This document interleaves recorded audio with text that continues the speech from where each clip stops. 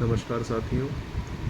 आज हम बात करेंगे प्राकृतिक आपदाओं के समय किस प्रकार की व्यवस्था सरकार द्वारा की जाती है और क्या विधिक प्रावधान है, क्या विधि व्यवस्थाएं हैं जिनका सहयोग हम ऐसी स्थिति में ले सकते हैं। तो जब कोई प्राकृतिक आपदा आती है, वो कुछ भी हो सकती है, बाढ़ हो, सूखा हो, अतिवृष्टि हो या और भी कुछ भी इस तरह की चीज़ें हैं, भूस्खलन वगैरह जो बड़े पैमाने पे होती हैं, जिससे बड़े जनजीवन को नुकसान पहुंचता है या क्षतिकारित होती है। तो ऐसी स्थिति में जो व्यवस्थाएं हैं उनके बारे में हम जान लेते हैं। ऐसी स्थिति में सरकार द्वारा एक तो तत्काल राहत की व्यवस्था उपलब्ध कराई जाती है। तत्काल राहत में क्या क्या होता है ये हम जानेंगे। तत्काल राहत में राहत सामग्री, भोजन, पानी या अन्य ऐसी चीज़ें जिनकी उस समय आवश्यकता है वो उपलब्ध कराना है। चिकित्सीय सहायता, यदि क्षतिग्रस्त हुए हैं लोग तो उन्हें चिकित्सा व्यवस्था उपलब्ध कराना।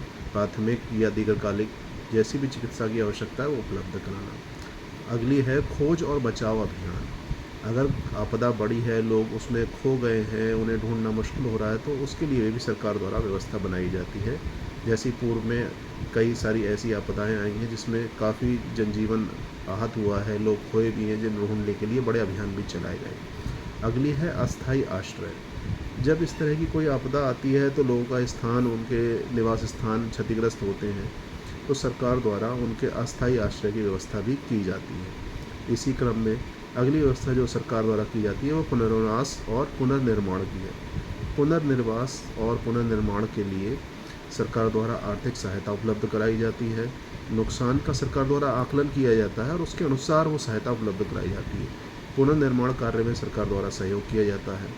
यदि कोई ऐसी आपदा है जिससे हमारे कृषक भाई किसानों को क्षतिकारित हुई है तो उनकी क्षति का आकलन किया जाता है, पशुधन सहायता की जाती है और जो उनकी खेती का नुकसान हुआ है उसका भी आकलन कर उन्हें उसका भुगतान करने का प्रयास किया जाता है। इसी क्रम में अगली व्यवस्था है आपदा प्रबंधन के लिए कोष।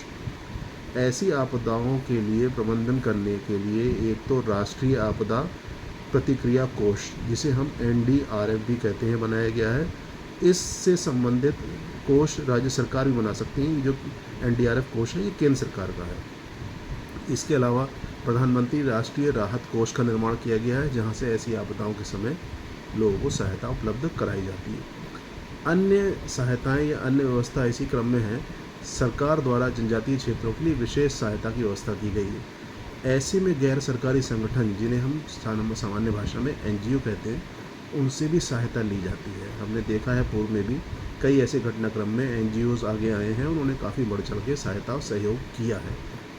इसी तरह से आपदा प्रबंधन अधिनियम भी सरकार द्वारा बनाया गया है, जो ऐसी स्थिति में सारी व्यवस्थाओं को देखने के लिए एक लिखित व्यवस्था तैयार की गई है।